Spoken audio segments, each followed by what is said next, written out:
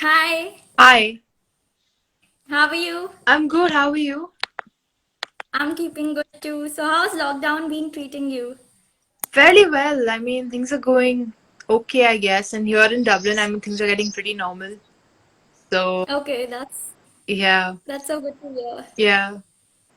So, has your college and everything started now? No, we started in about a month now. So, we still have a few weeks to go. Okay, so content writing has been your major supporter during this lockdown, I see. Yeah, definitely. It's gotten busy. So, I mean, I'm Yeah, glad it's gotten busy. So, yeah, it's been fun. Yeah, things are going well. that's so good to hear. So, thank you so much for joining in today with us. And we have a lot of interesting questions to ask you, basis what you've been doing at such a young age. So, I'll just start by asking you that how did you get your interest in content writing, and since what age have you been writing? I've been writing since I was 8. So my interest, I would say, started long ago. And at that time, it was more like, just writing about writing short poems or essays for college, school, stuff like that. So, like, very simple, kiddish stuff, I would say. Of course, not content. But that's where, writing was there. And in general, I would say more than writing, I've been fond of stories. So in terms of, like me and my dad had this thing where every weekend we would get a DVD from a rental store and we would watch that, even like animated movies. I loved Tom and Jerry. I loved Taylor Swift while growing up. So all of these have been, stories. And I loved that kind of, spending time being a part of stories, watching stories, listening to stories, and that's something I loved. So that's something I stuck with. And with time, I realized that my sort of writing is also a story in a sense. It's also something like, now people read it and they say that, it feels like we are in the scene. So it took me a while to realize what kind of writing I like. But in general, stories and writing has been like, uh, it's been an interest since quite a young age, definitely. Okay, so when did you bag your first project? What was your age by that time? And then what was the project all about? How did you impress your clients? Okay, so I mean, I interned after my 12th grade.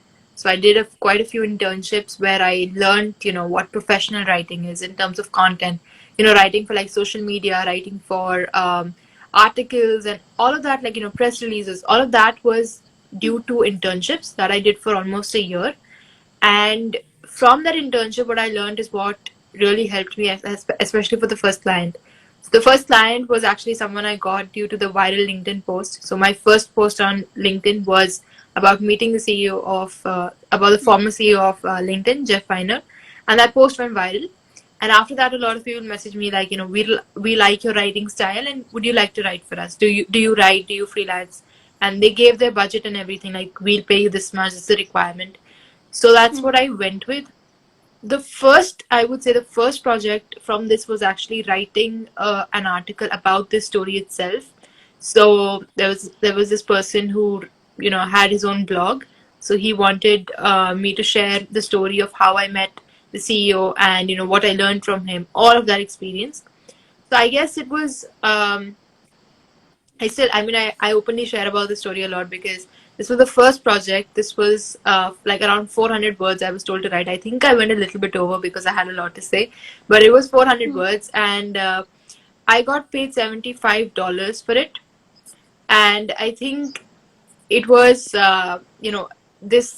the first client in this sense, and getting paid $75 was very important for me because it kind of later it helped me realize that people do pay well. Because I know that many people, when they talk about their first project, it's always like we didn't get paid well, and now we are starting to. So I think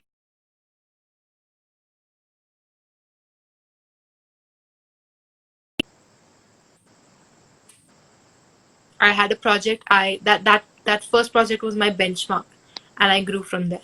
So I would say, yeah, that was my first project, writing an article about a post that I had made. Yeah. So, what do you think is the thing that gets viral on LinkedIn? Does storytelling posts work well, or your experiences that you pen down in words that work well? It's different for everyone. I mean, if you look at LinkedIn right now, these days, it's very difficult to say what, even to define viral, okay? The thing is, when I started, it was 2 years ago, so like September 2018, so almost 2 years ago. So when I started that time, there were not many content creators, not many people writing content. But today, if you see, there's so many people putting out content, and not just uh, in terms of content writing or stories, in terms of anything. Like you just you post a video and you write 2 lines, you get like 50,000 likes. So I wouldn't. It's in its literal sense, it's a viral post, but I wouldn't say that it has the potential that a viral post can bring you, because it's a video you've put from somewhere else. It doesn't really have that importance.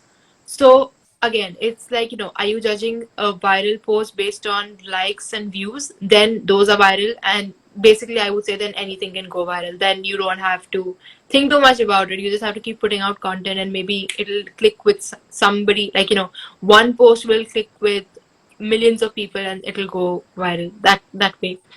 That's one thing. Second thing is, when I look at a viral post, the most important thing for me now, more than likes and engagement or whatever, is the conversion. So, how many people message me after that? Not only clients, but even people who say that, okay, I liked your post, I have a follow up question. And then they ask their queries, like freelancers. So, that's a viral post for me, because that led, like, say 10, 20, 30 people to message me, interact with me, spend time with me. So, that's viral for me. So there's no secret, I would say. But I think probability wise, the more content you put out, the more chances of something going viral. So maybe let's go with that. Of course. Yeah. Yes. And you just spoke about meeting Jeff Weiner. So tell us about your experience in that and what all did you speak to him? What were the learnings that you derived out of the conversation that you had with him?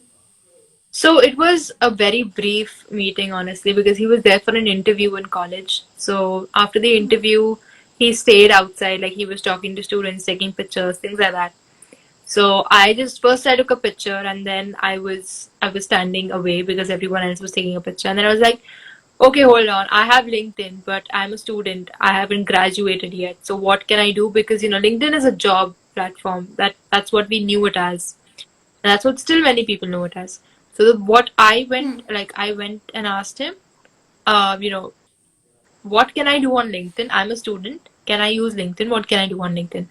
And he just, asked me, do you have a LinkedIn profile? And he took my phone, he went through my profile, and he said, like, I had all my internships on there. So I had done like 3, 4 internships before joining college. So those were on there. So he was like, so you've done work, but now you have to kind of figure out your next step. And so he asked me, what's your dream job? And this is something very specific of him. That's his favorite question. That's something I noticed in the other interviews when I saw them later, that it's something he asks people. So if I Okay. knew, maybe I would have been prepared. But he said, like, what's your dream job? And I didn't know, because I never thought of it. I just, I came to college like a random, an everyday kid, like, who just loves going to college and just wants to see how it goes and, just figure it out later, I guess. But I didn't have anything in mind. So he said, like, you should really be specific as to what you want in life.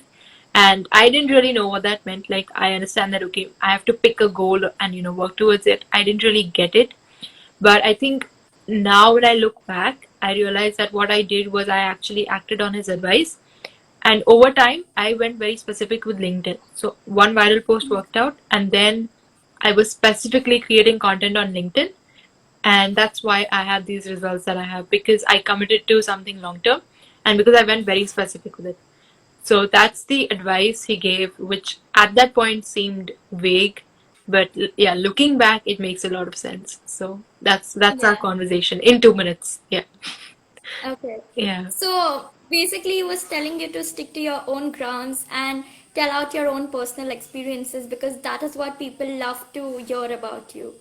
See, he didn't tell me anything. I know many people think that he told me what to write on LinkedIn. He told me that you should go and post on LinkedIn. That's not what happened. He just asked me what your dream job is. He just said that you have to be specific. You have to be clear about your goal in life. He never said anything about LinkedIn. He said whatever you want to do. You want to work you want to have a good job, you want to work at, say, Amazon, LinkedIn, Facebook, Twitter, Google, any startup, wherever you want to work, you have to know what you want to do, where you see yourself in the next few years. He never said anything that you should go and start writing on LinkedIn, you should share your stories, and that's how, it'll work for you. So that's not what happened. Yeah. That's what I can say. Yeah. Okay. But I just happened to read his comment in your post. He said that he sees you working in one of those big tech companies as a writer. So, what would you have to say about that? See, at that point, honestly, when that first post came out, it was more than anything, I was happy. It wasn't about the story, it wasn't about the meeting. I was happy that people were appreciating my writing style, because again, I got a lot of leads from it. Many people messaged me that, you write very well. Can you write for us? I was a student. I had no degree. I had just started college, no degree. Um, they never asked me that, can I see your work? Nothing. One post and everyone clicked from it. So I think even when Jeff wrote that comment, I think he was really talking in terms of, what he saw in terms of the story itself, like, the writing, and he saw that, okay, I had something to begin with, and that if I keep working on it, then yes, I can achieve whatever dream job I want to achieve. So that's the idea. And I really appreciate that, like, because it was him and it was so many other people who agreed with him.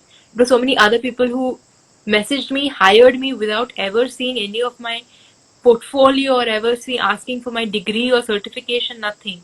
One post and it got me so many leads. So yes, like, I have a Okay. lot of gratitude, immense gratitude, and I'm so glad it worked out. Definitely. So, you would say that that post of yours was the starting point from where you began to get many leads.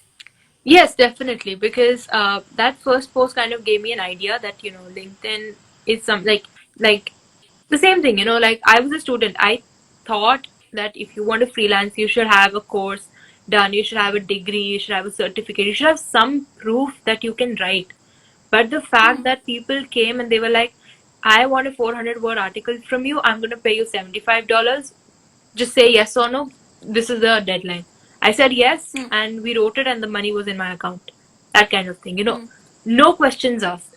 So that kind of power is what LinkedIn or any online platform has, where it doesn't matter whether you have a job, what age you are, where you live, where you're from, nothing matters. All that matters is, can you get the job done, and if you can get the job done, then you're good to go. So that was the most important thing for me, because once I realized that, I was like, okay, there is opportunity from LinkedIn, there is something that we can grow from LinkedIn. And so I went and posted. Another thing was, when the first post went viral, I kind of had an idea that I have cracked LinkedIn. Okay, now I know exactly how LinkedIn works, and every post is going Yes. to do well. Maybe not a million views like the viral post, but something, at least say 500,000 likes should be fair enough. Next post got like 100 likes. Okay, you shoot down from 13,000 on your first post in 3 days Yeah. to 100 likes in, say, maybe 24 hours. It's very odd. But then still people were commenting, still people were liking the stories. It was still helpful for them. And it's still like, those posts were still good. I know it's not that they were, um, I wouldn't say that, like, maybe they didn't really have that viral potential, but they were valuable. In fact, some of those posts have my first post, like my second post rather, has ended up even in my ebook, and people have liked the post. So the idea is not, like, just because a post doesn't do well, it's not like it wasn't good. Um, but you just have to kind of look beyond those numbers and keep doing it, and then Right. you grow from there. Yeah. Yeah, anytime consistency is the key. You can't just keep on depending upon the traction and stop your work. Yeah. So, coming to your ebook, tell us about how did you get this idea of launching an ebook during lockdown? I'm sure that it's because of the lockdown that you got the time and the idea to make one, but take us through the journey of the book. See, I honestly, like, even somebody had asked me this previously also on some interview, and I am not really sure what to say, because it wasn't something that, just clicked. It was just, like, my parents told me that you have some time, why don't you create an ebook? I was reading a lot, and people were creating a lot of video content and stuff, and I'm a writer. So I thought, what can I do different? I thought of an ebook. My parents thought of an ebook. We all like, just kept talking about it for days and days and days. It was just a random conversation. Like every time I call my dad is like, what's the progress on the ebook? And I'm like, I didn't know we were serious about it. That kind of thing. It was a very natural progression. But one fine day I decided that, you know what, I want to make this happen. And I'm glad I waited for that point because it's different, when somebody tells you or when you think that you want to do something because you have the time, it's different. But when you really want to do something, irrespective of whether you have time or not, then it's a completely, Yeah, it it's a happens. completely different value that the ebook holds. And I know, like, even it may seem like I do have more time during the lockdown, which is not, honestly, it's not the case. I do have more time for myself. Yes, I would say that. I would agree. Like, instead of rushing between college, I get to sleep more, I get to eat properly, cook more, go to the gym, I get to do all of that stuff. But when it came to working on the ebook, I thought, because it's like an anthology of my posts, I thought it would be easy. I thought it would be like I have to go through a few posts, pick something up, get it designed, it should be done. It took weeks to go. I had 450 posts in the past 2 years. I went through those, picked out the best ones, and then it took weeks to design, like, rewrite it, edit it, design it, and then keep redesigning it because there were so many different changes. So it was a completely different thing, and I'm in a different time zone, and all my parents are in a different time zone. Some people who I send the book to review, they are in a different time zone, and my designers are in different time zone. So managing all of that, I wake up and I have like 30 messages that, is this okay, is this okay, and then you half asleep, I'm looking at stuff. So yes, it was a challenge, but I would say that it was a natural thing that happened, and I'm glad it happened because I like looking at people, like, I'm glad they love it, so I'm glad it worked out. Yeah. Yeah, of course, it's a dedicated effort that you've put out into it. But how are you planning to market the book? Because there's so much of competition today in terms of selling books, especially the e-books. So how do you plan to make yours a different one with some different marketing strategy? I'll tell you what, like, this is my first ebook, and Hmm. I am very, very open, and I'm very prepared, and I was prepared, I still am prepared to not know anything about marketing because I didn't know anything about writing it. I learned along the way. I realized that, okay, it's not a 1 week thing, it's a weeks thing. It's a lot of people involved kind of thing. And now when I look, like, now, honestly, like, I had the ebook ready, I put it up for pre-order, I had no idea of marketing, I never thought about it. I thought I put up a post on LinkedIn, I put up a post on Instagram, that's marketing enough. But there was so much else that had to go into marketing in terms of getting the reach out there, getting to people to know that this book exists. Buying, selling is a different thing. Getting the message out there that this book exists. And I didn't have any plan. I've never done this before. I've never sold a product as such myself. Never done that for myself. Whole different game. But I was learning. I'm still learning. Like, it's been so the ebook came out on 10th, but it was available for pre-order on 5th. So it's been like 10 days. I'm still learning. And the best part, I think, about the marketing was the kind of marketing that I didn't make happen. It was when everybody, after reading the ebook, wrote a LinkedIn post by themselves about the ebook. So they went and Okay. wrote long LinkedIn posts. Like, long means like, full fledged LinkedIn posts Yeah. reviewing my ebook. What happened was, because of that, like, this was not planned, this was not something I told anyone, like, go and write a post. No, it happened. People did it. And people did it, like, the book came out at 10 a.m. IST. People were already putting out posts by like 2 p.m. Within 4 hours of the release, posts were out. And for the Okay. first, I think, 3 4 days, there were at least 5 posts a day. So I got so many messages saying, Shreya, I want to get your ebook. I had seen it, but now I am seeing it everywhere. Every account is talking about it. So now I definitely want to get your ebook. So that was one different thing. And that was something not planned. That was something that just happened. But again, as I Yeah. said, like, it's a learning process. So now I can pick something up from here and probably use it for my next one, which I have already started working on. So I'm looking forward to that. Okay. So that's a good news that we Yeah. got to hear from you now. But yeah, I believe that having a loyal audience always helps you in whatever you do in your life. Yeah. So That's great that you have your loyal audience on Instagram as well as LinkedIn.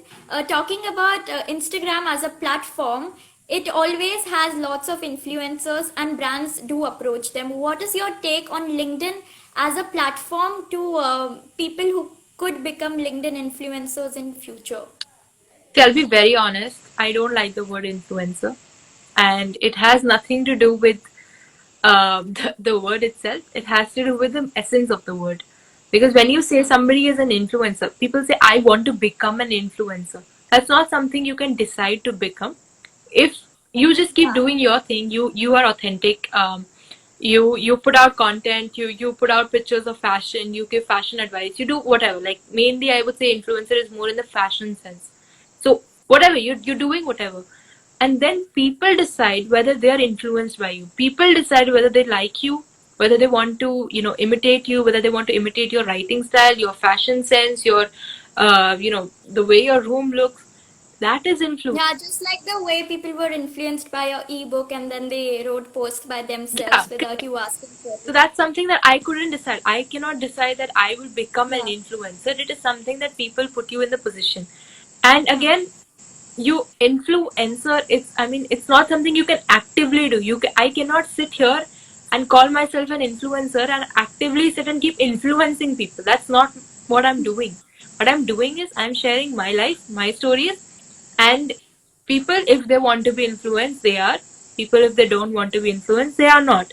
In that sense, everybody is an influencer because everybody's thoughts, opinions, views influences somebody.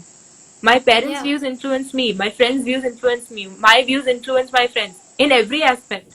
Should you go out? Should Hmm. you date that person? Should you, start on LinkedIn? Should you start on Instagram? Whatever it may be, everything is an influence. So again, I don't believe in the word influencer. I think everyone can be an influencer. Yeah. So yeah, I think everyone should just keep putting out content and hope, just hope that it connects with a few people if possible. Right. Yeah.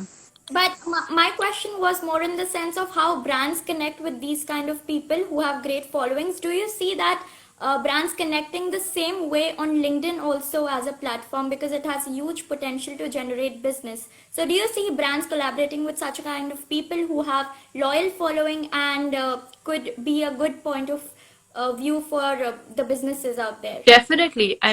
Definitely because anywhere there's an audience, even if it's a small audience. Like even right now on Instagram, people are going in for micro influencers because people have realized that people with small following of say 5K or 10K have a more loyal, a more active audience. So that is why they're going Hmm. in for them. So on LinkedIn also, I think it can work out the same way. Already there are many people who promote, certain books. They promote certain tools like you may have heard of tools that help you with LinkedIn analytics. The people are giving Yeah. out discount codes to use them. In that sense, yes. The other thing about LinkedIn is that on LinkedIn, it doesn't matter how many followers you have. Even if you have 10 followers, you could still have a viral meaning you could still have higher reach of say 1,000, 10,000 views. So True. in that sense, I think brands need to be cautious as to what Hmm. metric they're considering. Because again, on Instagram, following is the big thing. When you look at Hmm. LinkedIn, if you have connections, in a way they become your followers. So in that sense, you have to be very careful what metric you're picking. If I was a brand, I would pick the metric of the consistency of posting and how much engagement each post gets on average. So that's something I would Hmm. consider and I would recommend brands to consider. And if it works out, then yes. But I think it has to definitely, the brand has to be relevant to a professional platform like LinkedIn.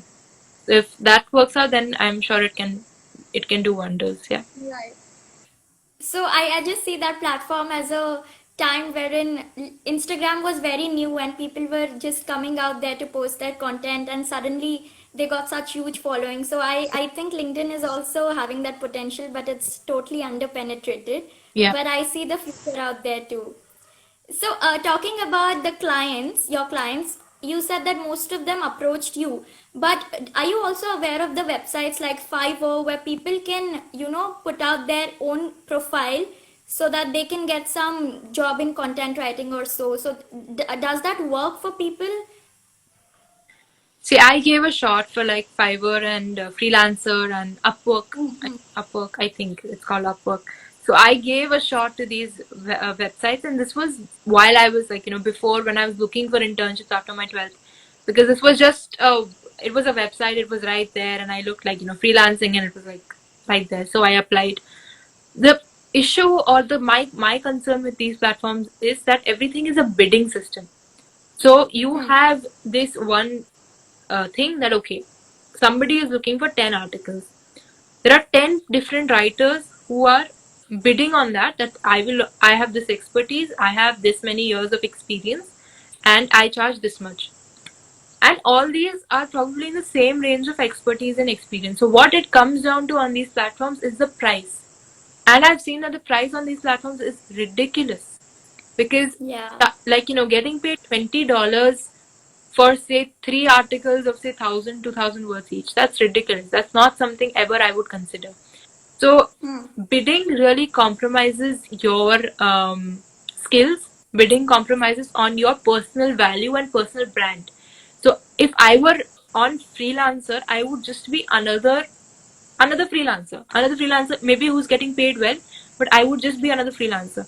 Because I chose LinkedIn where I'm doing something by myself, I don't have a website that I go to and I'm like, I'm a freelancer, give me work. That's not what I'm doing.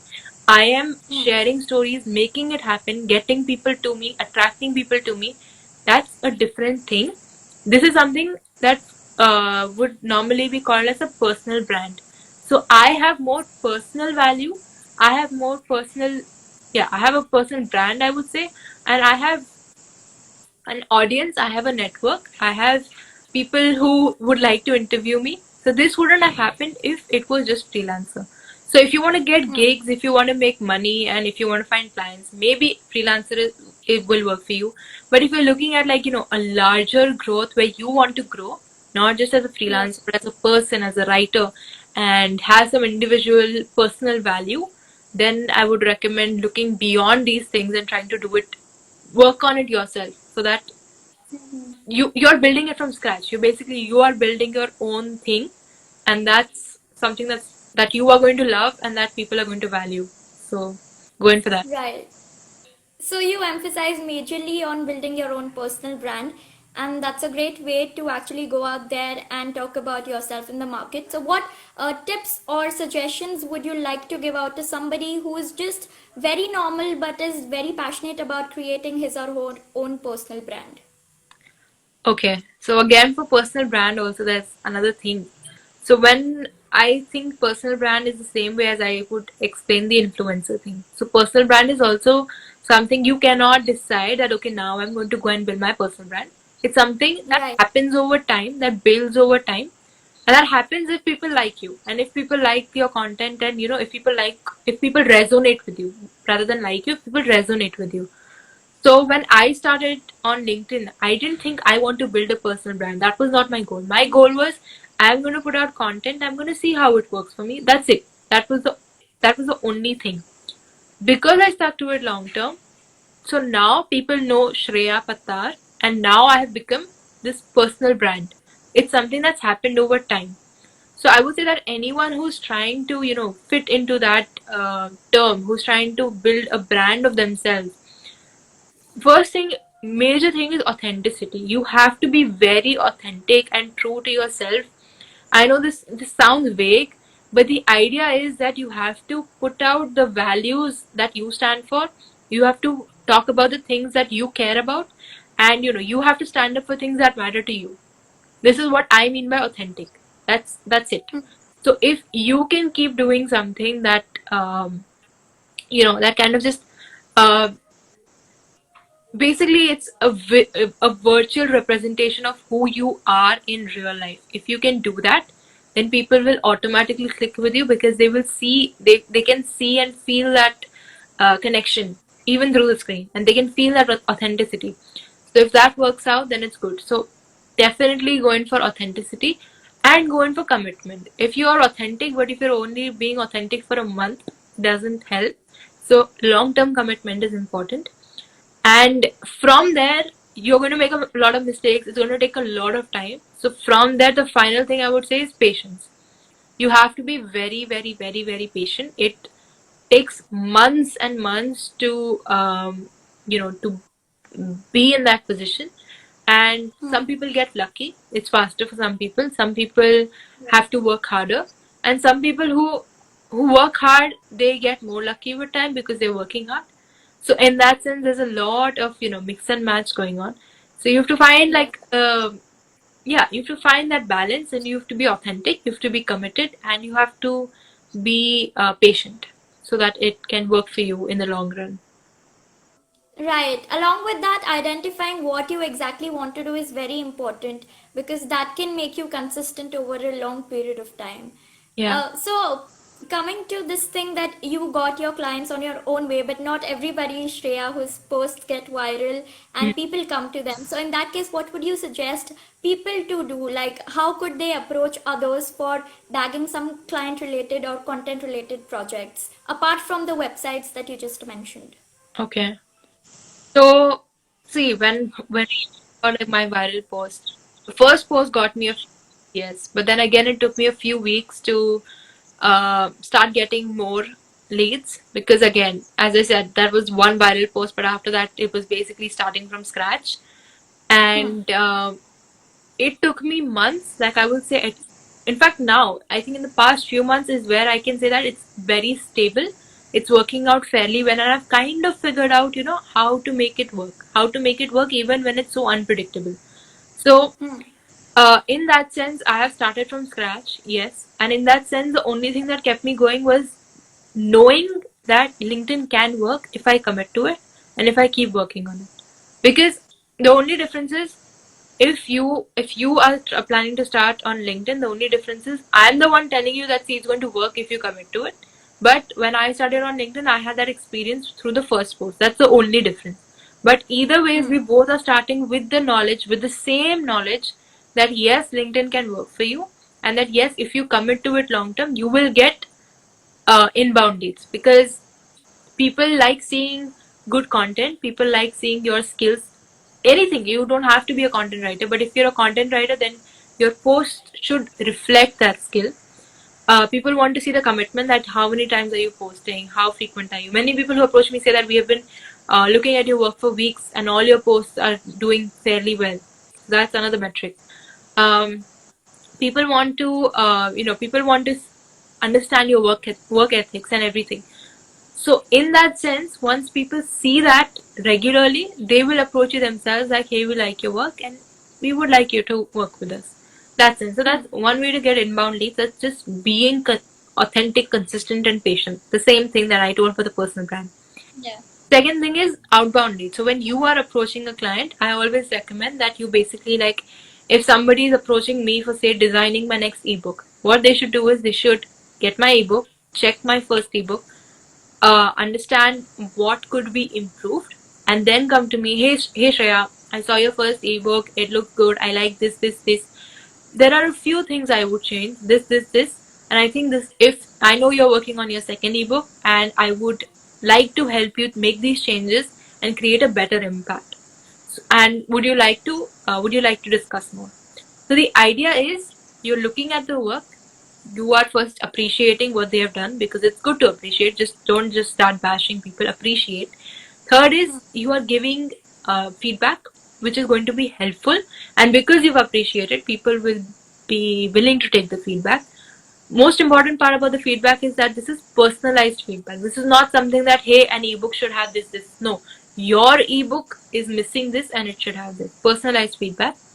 Fourth is, you are giving your experience that, okay, this is the issue, but I'm here to help you out. And would you like to discuss more? That's it.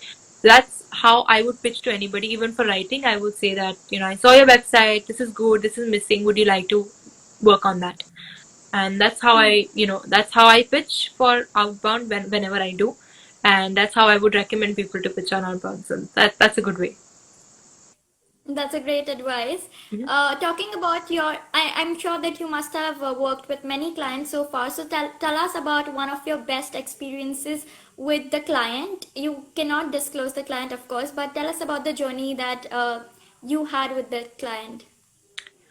Okay, so I honestly have been lucky in the sense that I've most of my clients have been very good people to work with. They've been very, they've been very loyal to me, I would say, as a writer. Like anytime they have some work, they come to me. Anytime they have any questions, like any concerns, they don't like, they're not like, we'll find someone else. They discuss it through and, they make it work. So I really appreciate that. And I don't think I can pick out one particular person, but I guess lately, whoever I have been working with in the past few months, they have been very constrained. They have, especially in a crisis during a pandemic, when they have concerns about costs, they have concerns about their paying their team, and income coming in, revenue, all of that. They have their own concerns, but the fact that they still kind of they stick to me, and they told me, like, as soon as this happened, they told me, see, now it's going to be a bit dicey, maybe we cannot increase the rates for a while, or maybe we may not have a lot of work, but we'll come back to you. And they have come back, or they have kind of tried to give a bit more work so that I still have that income coming in from them, but I'm trying to offer them more in return to make things balance things out during a pandemic. So just again, to have that commitment that because when they talk to me, they say that, Shreya, we understand that you want to, you have to support your education, you want to support yourself in Ireland. They appreciate that, and they helped me do that. So that's something I really, really am grateful for, because I don't think anybody thinks like that. Anybody wouldn't even maybe think like that about their employees. So I'm a freelancer. I'm somebody who's on a monthly contract maybe, but to see that, to see that constraint attitude, and to see that generosity and compassion, like, it's amazing. And that's something I really appreciate with all of the people I've been working with lately. Definitely. And I'm sure that there must be one fish in the pond which spoils everything. I mean, there is everywhere. So, any negative comment or feedback that you have had with the client, and how have you dealt with it? See, this keeps happening, honestly. I would agree that it doesn't happen a lot, mainly because it happened initially, like when I started out. For the first few months, there were a lot of issues, with payments not coming in, or contracts not being fulfilled, and everything I gave was like a question mark, like, no, you have to do it again, do it again. With time, I came up with my own procedures, my own methods to minimize all of that, and now it's been seamless. So of course, there is something or the other that tends to, become a big question mark. Like, where are we going with this? What's happening? And I am trying to get more experience in this whole crisis management, if I can call it that. But yeah, like, something that happens is, I think recently what happened was, I was supposed to submit two pieces of content on a certain day. And because it was the last day of the month, it got really, really busy. So I submitted one piece of content, and then I was working on other stuff. And the next day, I was told that, hey, where is the second piece of content? And this was on a weekend. So on a weekend, I was asked, where is the second piece of content? I don't work on weekends. So just because, I did not tell that, okay, I'll send you the second piece of content on Monday. So that one lack of communication kind of created an issue, and there was a lot of back and forth that, it has to be on time. If you're committing to something, you should meet that commitment, all those kind of things. And I agree with that. I accepted that. I took responsibility, and I moved on from it. So I said, let's speak on Monday, let's sort this out. And like, everything was still on time. It was not like we were ahead of the track. That is why I said, okay, let me give two pieces of content. So we already had everything. It wasn't going to be an issue as such. But yes, I committed to something that I didn't meet, and most importantly, I didn't inform that person. So that communication gap was a bit of an issue. I get a bit anxious when it comes to these things, because I honestly, I'm not like, I don't have much experience dealing with crisis, honestly, Yeah, because you're still a student studying in a it's college. not in that sense, honestly. I've not see. It's not that I have worked with so many people. Like, I've been writing for 2 years, right? So I've worked in, I think, May or June itself, I worked with 30 clients in a month. So you can imagine how many people I've worked with in the past few years. The thing is, I think maybe out of that, maybe 5% people may have come up to me and said, we have an issue. So the thing is not about, being a student or my age. It has nothing to do with that. It's just that I, I haven't had that experience with clients. because it doesn't come to that. I don't let it come to that. I make sure that everything is kind of, seamless. I don't let it come to that. So that's something I'm still working on and, growing on. Yeah. So you said that you have 30 clients per month. So are you the only one who's writing, or do you have a team of yours as well? I don't have 30 clients per month. It varies.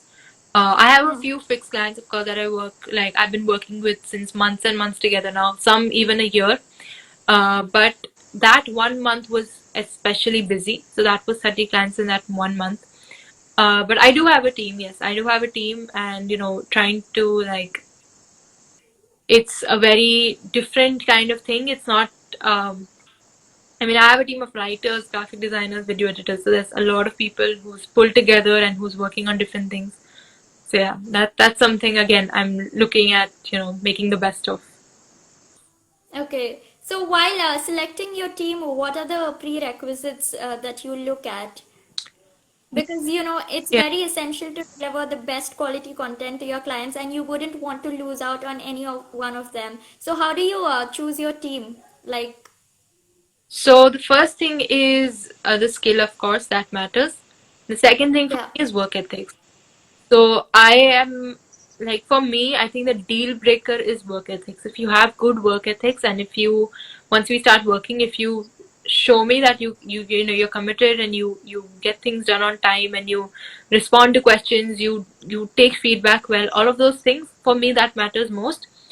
Even I have worked with some new writers who didn't really understand everything. They struggled to write, but they had good work ethics. They were always open to feedback.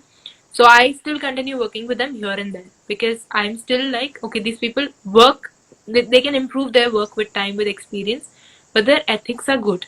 So for me, that matters the most. And work, of course, quality work definitely matters for me. The thing is, when I am working with a client, it's me, it's my face, I'm the one who's working for them, I'm the one who's working with them, and I take full Hmm. responsibility. So everything goes through my client, sorry, everything goes to my clients through me. So I will always check, cross check, edit, proofread. I will do everything to make sure I have delivered my promise of the Hmm. kind of content, right? So yeah, so that's something that I do from my side, and it's a strict policy. Like nothing goes directly; it's always through me. So that's for now it's that way. Maybe if it grows bigger, then we'll figure out a way. Right. Yeah, So, talking about the content industry, what do you think is the future of the whole industry? I don't know honestly. Um, I don't know because the thing is I mean you think about it, every single thing is content, but I Hmm. I understand that due to the pandemic and due to economical issues, financial issues, it may go down in certain senses, in certain places rather, places which are most, I think, most affected.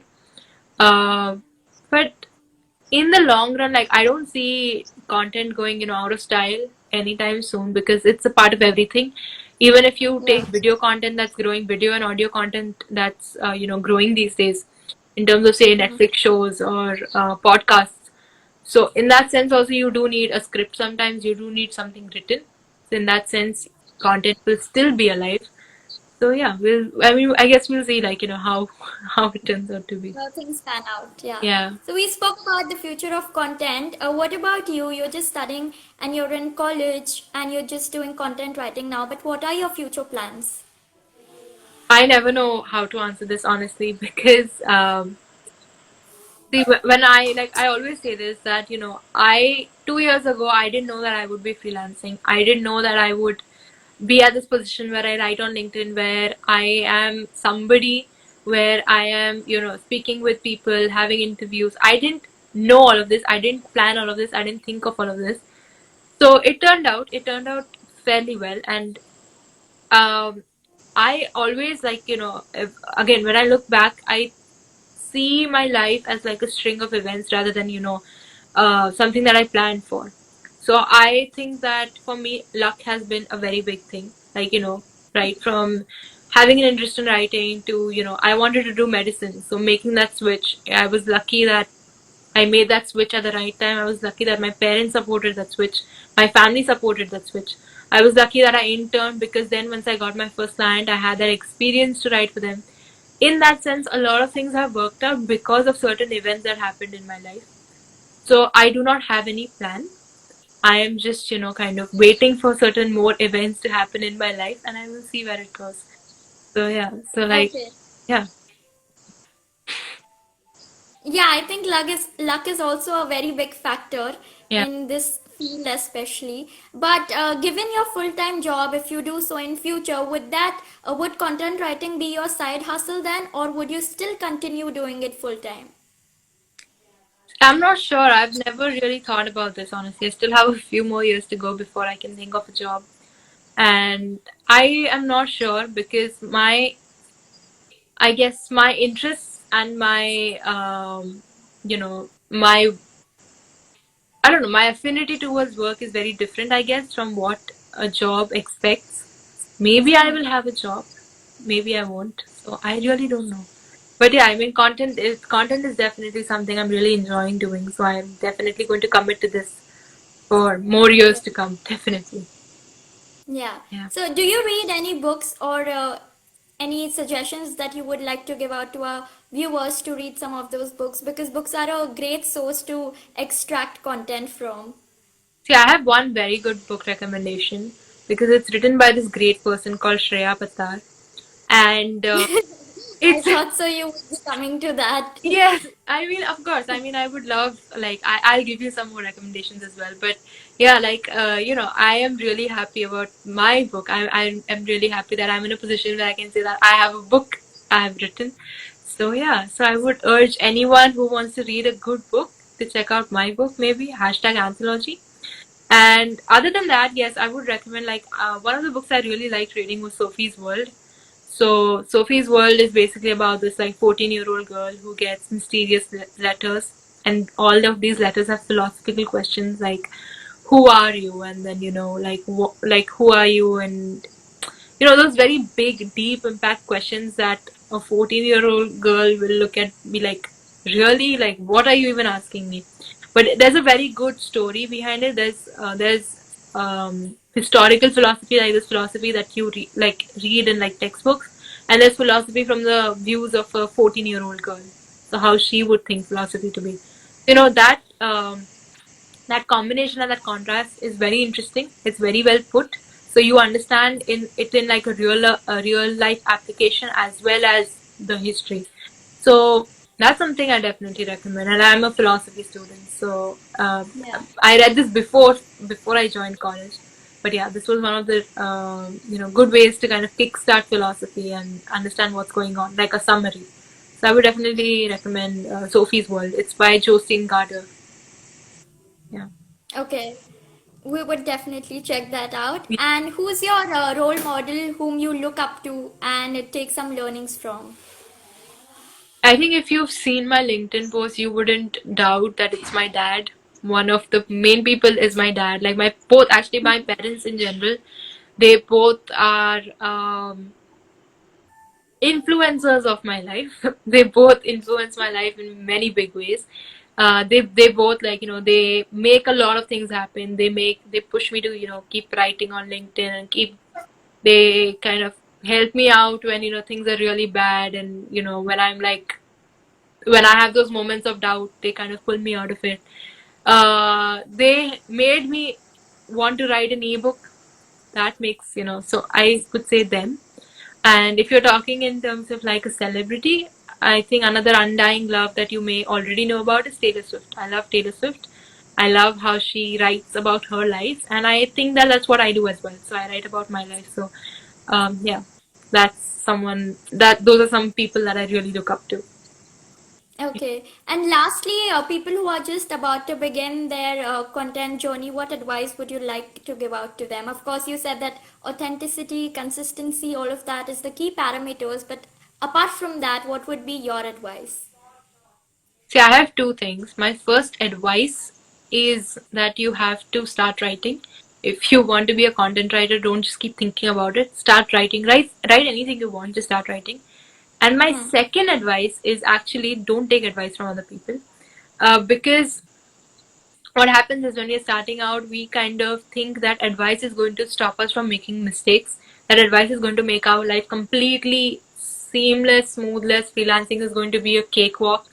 But what we end up doing is in that time, we end up kind of, in that time we end up just asking people for advice and we stop doing anything ourselves, and we try to keep learning from other people's experiences, but everyone has a different experience. You're not going to have the same life, you're not going to have the same clients, the same mindset. So stop taking advice, which is my advice that I'm giving you. But stop taking advice and kind of, make your own mistakes and grow from them. So those are my two recommendations. But you also took advice from great people for your book. So I think taking advice is a great thing, but not getting so influenced by that advice is under our control. See, I have been writing for 2 years. When I started out, Yeah. if I would have gone around just asking, like, I get so many messages from people like, I want to start writing. How do I start? And they keep asking questions. You've not even been in that scenario. When I started out 2 years ago, I didn't ask any writers that, hey, I don't know anything. Can you tell me? If I would have done that, I would have spent time learning from their experience and then still making the same mistakes because those are not my experiences. An ebook is a different thing. I didn't ask advice on how to get it done. I didn't ask people that, wait, did you write an ebook? How did you write an ebook? How did you market it? I didn't do that. After the ebook was ready, I asked a few people to review it, give me their feedback so I can improve upon it. That's different. Getting advice and getting feedback is different. And if you get too caught up in getting advice before you have done anything, make a mistake, then get advice, like, how do I get out of it? Makes sense. Trying to not make a mistake by getting advice is not going to help you or help anyone. So that's something you probably shouldn't go in for. Yeah, that's what startups do. I mean, they built up their startup and then go on to pitch it Yeah. to the VCs and everybody. Yeah, so that's true. So thank you so much for joining in today, and we really enjoyed speaking to you. I hope our audience also enjoyed the same, and they are quite fascinated by the content, as I can see some of the comments. Mhm. So this Gaurav has been asking that how to grow on LinkedIn. If you could just answer him again the same question. You can DM me, definitely. And another thing is, I would again say you have to start creating content, be Yeah. consistent, be authentic, and commit to it long term. So patience is very important. You may not get a lot of views and likes and whatever. You may not get leads, but give it 6 months at least, and then you will start to see like consistent results. So be patient. Yeah, that's the key. Yeah. Yeah, so thank you and bye bye. Take care. Yeah. Thank you so much, Radhika. See you. Bye. Bye.